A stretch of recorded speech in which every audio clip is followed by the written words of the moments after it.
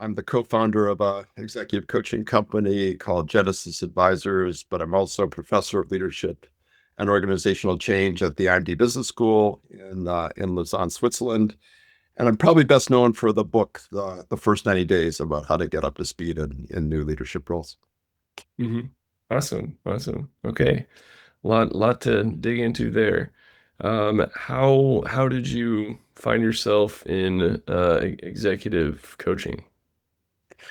I was teaching at Harvard for about 13 years. I was trained originally to do game theory, decision theory, negotiation theory. I studied negotiation extensively. I taught negotiation at the Kennedy School at Harvard and at the Harvard Business School. But at some point, I met a guy who was an executive coach working mostly with leaders in transition, and we got talking and decided to do some initial writing and research together. Wrote a book called Right from the Start. I then went on to start doing, work with leaders for a number of, significant companies, and that eventually led to the first 90 days. And that took over my life, Chris, basically, right? So I wrote this book that, kind of now I think is up close to a couple million copies in English and continues to sell, extremely well every year because there's always leaders in transition. And of course, then I got started to get asked, well, can you help me? Can you help me make a good transition in a new leadership role? And I guess I could, right? So I just started working with leaders taking new roles, right? And gradually, initially as an advisor, but then of course you don't do that for very long before you realize that there are coaching dimensions to it too. You've got to kind of learn to be some mixture of advisor and coach. And that was kind of the evolution. And of course, that also led to the development of the coaching company because there was enough demand to justify it. Wow. Okay. Lot more to dig into here. How does one become a professor at Harvard? That's very impressive. Oh man, that's a long and winding road. I would love to tell you that it was all the plan, right? That from the moment almost of my birth, I knew I was destined to be a professor at Harvard, right? Which is about as far from the truth as you can imagine, right? It was very much a random walk that got me there. Born in Canada, small town in Northern Ontario, good at math and science, engineering at a good school uh, in Canada, bored out of my mind with engineering, decided to go back to business school, met a professor there who just lit my fire about teaching and research and stuff. Applied to Harvard to do a PhD, graduated, got a job at Harvard. But, just so we're clear, there was at no point was there a master plan about how that would happen, right? There was no, Uh, you know, uh, but listen, it's been a great experience. Yeah. yeah, that's amazing. So tell me, um, why did you write a book? Why was that Sure. necessary? Sure. So I've now written, I think, 16 or 17 books in total, Chris. And my standing joke about that is that I wrote as just one book that sold a lot of copies and, 15 books that sold, 20 copies each, right? It's not quite true, but I think you have to want to convey something to an audience that you care about, and you have to feel like you've got something worth conveying. I started out life being an academic, and I wasn't a particularly great academic, I have to say, because I never found classic academic research all that rewarding. I didn't find classic academic writing all that interesting. You're writing in the third person. It's all very abstract. There's lots of citations, and my hat goes off to people that are good at it and love to do it, but I am definitely not one of those people. And then I discovered, I wrote that first book on right from the start about transitions, and it was still kind of somewhat stilted academic stuff.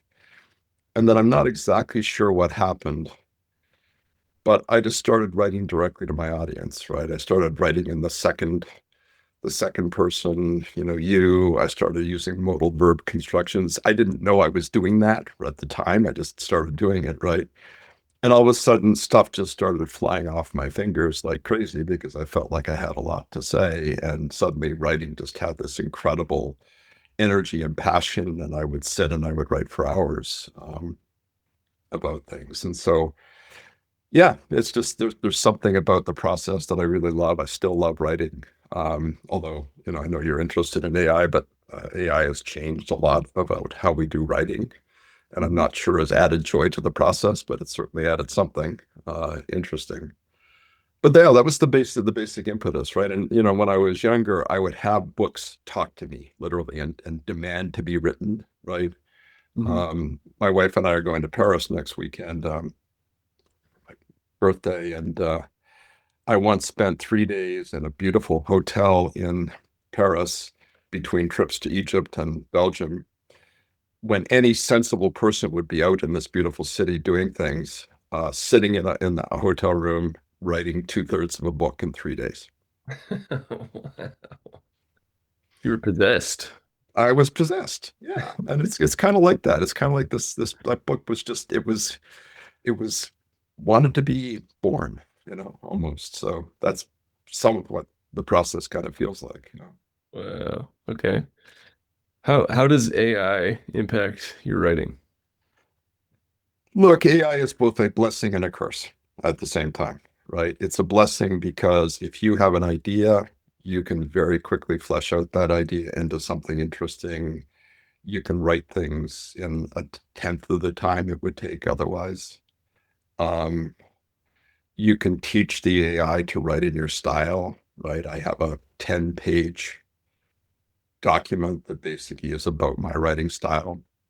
That if I want to take something and get it converted into something that's pretty close to my writing style, I just pop that into a Claude project and that has that writing style guide of mine, and boom, something comes out that I can then work with. So the productivity increase is amazing. The joy increase is not amazing, right? Mm. You're pumping this stuff out. I mean, it's almost a form of hyperactivity I get into, of kind of just pumping this stuff out. I suspect that everyone is doing some variation of that, so the world is getting absolutely flooded in content. Much of it truly puerile and should not ever have seen the light of day. Um, you Some of know, it I downright wrong too. some of it hallucinates, right? And it's Yeah. wrong. But I mean, most of the stuff I'm writing is more conceptual. I'm not writing about, facts, right? And so it's pretty good for brainstorming around ideas. If I've got an idea, I can absolutely work with it. But at the same time, I know you're very active on LinkedIn, right? LinkedIn has become flooded with AI crap, Oh yeah. absolutely inundated, right? I do a post on LinkedIn, I instantly get a couple comments that are extremely obviously triggered and AI generated, right? And Yeah. so, well, yeah, what do you do with that, right? Yeah.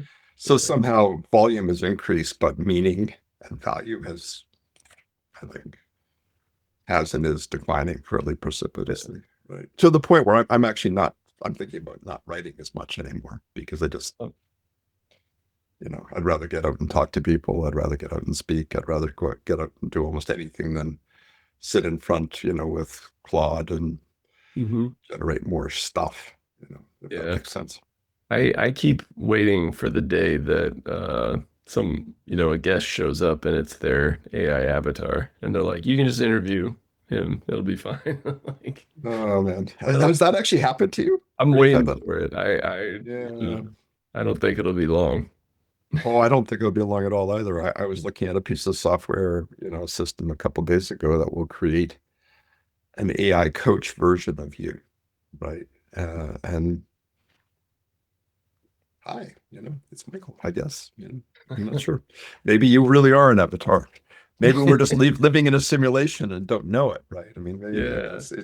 it's the road to madness, Chris. Honestly, Yeah. right? To start going on this road, right? So it really is. No, it is. Well, no, we could definitely dig into the simulation theory. That's a fun one, but we'll save that for another time. That's awesome. It's a bummer. It's making you write less. Anything we can say to right this ship. So I think somehow we have to come up with a better way of discerning what's valuable in terms of writing, right? And I think the book form, the world is just getting flooded with books, right? I was at the UK Book Awards. My book on strategic thinking was up for a potential award, right? And the short list of books. So I'll briefly, this Cool. this book was Six Systems of Strategic Thinking was up for a possible award. The short list of books was 110 books. Wow. Yeah. And so I looked at, I scanned through many of those and thought, with due respect, okay, I'm going to get myself in trouble here, right? But you know, it, it- you know, 50% of those books should have been an article, Mm, right? yeah. And 50% of the chapters should have been paragraphs. It's just there's just this kind Yeah. of stuff that's going on. So I don't know. I don't know the answer. I think you're raising a great question, right? Which is how do we continue to find quality in writing, A, and B, the time to actually digest something that's more than, you know, Mm, 30 seconds long, right? Because both of those things have to be true, right? There has to be writing that is genuinely high quality writing. And I would think, I don't know if you like the Atlantic or not, but I like the Atlantic. mm. But you also have to have the time to consume it and think about it, right? And everything is just moving at such a blistering pace, I find these days that, it's hard to know. It's Yeah. hard to find the balancing, right, for those Yeah. things. I feel compelled to share my experience writing with Good. ChatGPT at least.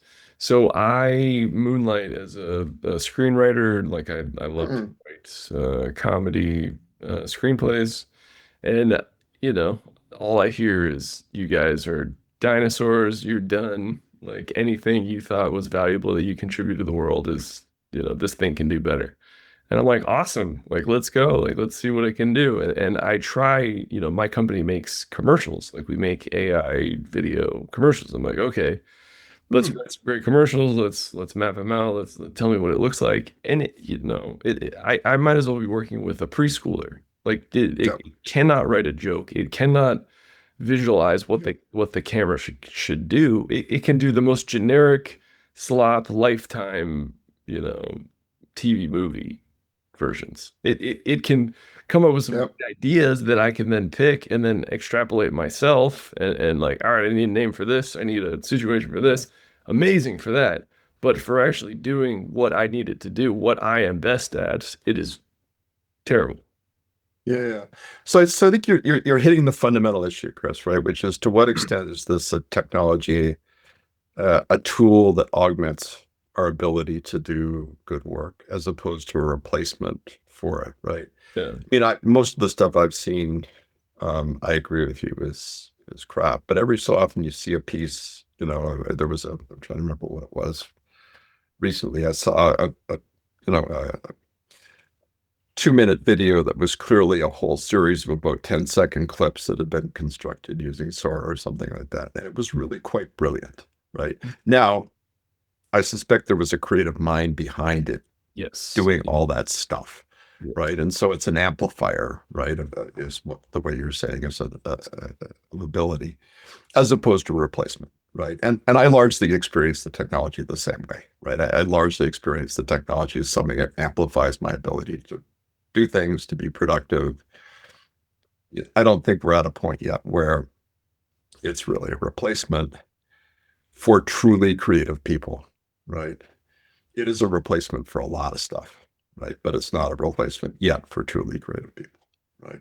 But for lots of things, it absolutely is a replacement, right? And Yeah. I mean, that's a whole other issue. I don't know how interested you are in what the impact of this technology is going to be on employment in society, but I think it's going to be pretty profound in the end. Yeah. Yeah. And Yeah. it's not going to replace people like you, and it's probably not going to replace people like me. But, my stepdaughter, about to become junior lawyer at a London law firm doing legal analysis, right? What about her?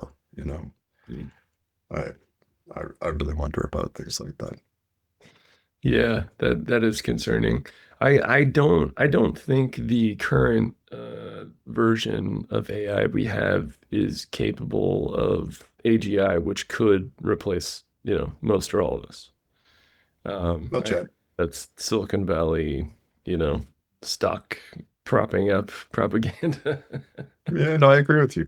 But I always, whenever I hear things like that, and I think probably you would agree with this, I always add the word yet, right? Because we don't know where this technology is going, right? I think this is a stepping stone, definitely in that direction. But do I think just mass compute equals AGI? No. And that seems to be the equation they're trying to shove down our throats. Yeah, I don't think we're there yet for sure. So, Yeah. Yeah. agreed.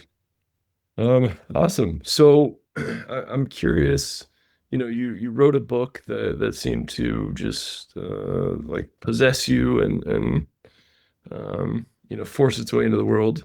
Um, how did you get traction with the book? How did that is Oh, you great. know, it's funny because that, the original edition of the book was quite a while back, and in those days, I think it was easier to get your head above the clutter than it is today. I think it's really hard to get your head above the clutter today, comparatively.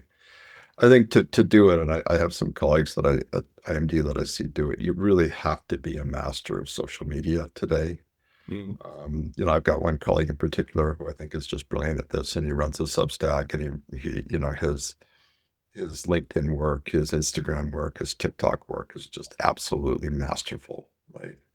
And mhm. he wrote a very good book on future ready organizations, and he managed to get it above the noise, right? And now, is on the Thinkers 50, list, and Wow. has succeeded in positioning himself as a thought leader. But it's super hard to do that. Yeah. And it's not enough to have a good idea, that's for sure, right?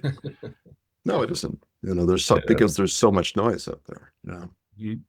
and Yeah, people's I attention spans are found so short. my experience is the person with the book is either extremely good at marketing or their book is not gonna go. And sometimes it doesn't matter whether the book actually has something valuable to say. Like this Alex Hormozy guy, like maybe he helps Yeah. some people, but every time he comes in my feed, I'm like, downvote, stop showing me this garbage. This guy is the most generic, like Yeah. I I've ever heard in my life. Like, stop. No, and you'd absolutely see examples of people where their ideas, there's absolutely nothing new whatsoever, but they've packaged it and they've sold it in a way that people find compelling, right? And even if they don't read the book, people buy the book, right? And um, anyway, it's very interesting to see how this is all evolved for sure. So Yeah, yeah. yeah. So, and by the way, it raises very interesting questions for me, right? Because as I said, I'm really thinking increasingly about not writing as much and really moving more into the world of speaking, advising, you know, um, just because that's where people seem to have an impact today, Mm, right? In a yeah. way that, I think Noise. yeah, it's interesting, right? And how Yeah. do you think about your own profile, and how the noise? I mean, what's your formula or your firm's formula for doing that? I mean, the podcast is great because it seems to just give access to, myself and, we feature our guests as well in a way that is quite hard to fake or, um, Yep. really manufacture.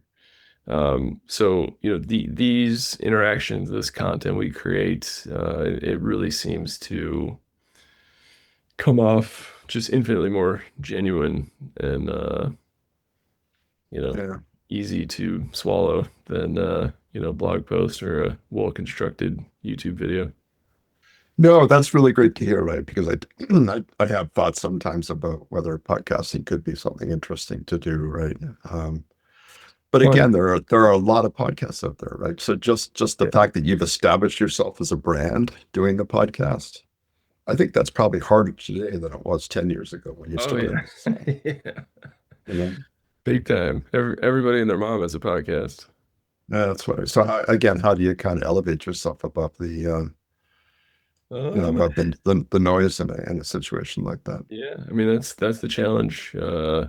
My strategy has been put out consistent um, episodes Yep. and work with kind of not a huge variety of guests, but like areas of interest that we're interested in and try to focus on Yep. those.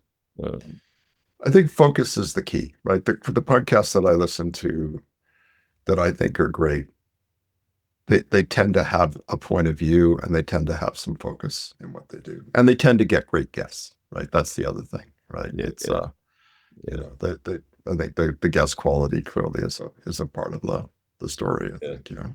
I think, to your earlier point, one of my favorite things about this podcast is I like to feature folks who have interesting, valuable things to say, but maybe aren't amazing at marketing themselves. Like it never ceases to amaze me who like agrees to come on my podcast. I'm you're like insanely um impressive. And they're like, yeah, I'll talk to you for 30 minutes. I'm like, this is incredible. And I So love why is that a surprise to you? That's interesting.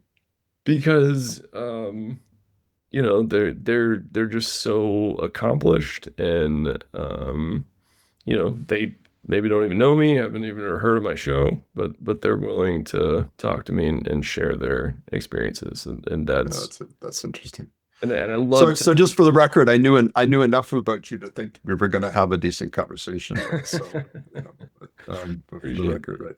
But no, but you're making a great point, right? Which is, I think that there are really accomplished people out there, and they have not hit a point where um, they have a strong enough brand or a big enough presence to be doing stuff, you know, on their own. And plus, I assume people like, enjoy having conversations with you, right? Which is part of it. So.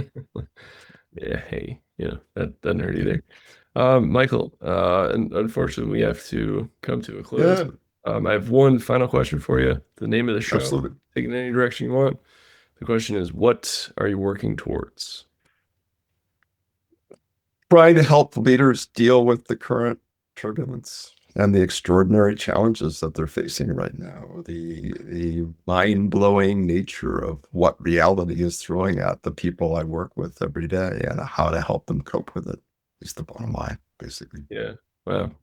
I can't imagine a larger need than that in this current climate. I mean, we started the podcast off by joking about the end of the world. So Well, but the world is at a profound point of change, right? And I think that we don't know what's going to happen, but we know it's going to be big no matter what, right? So how do we help leaders cope with that, right? And I mean, I teach people.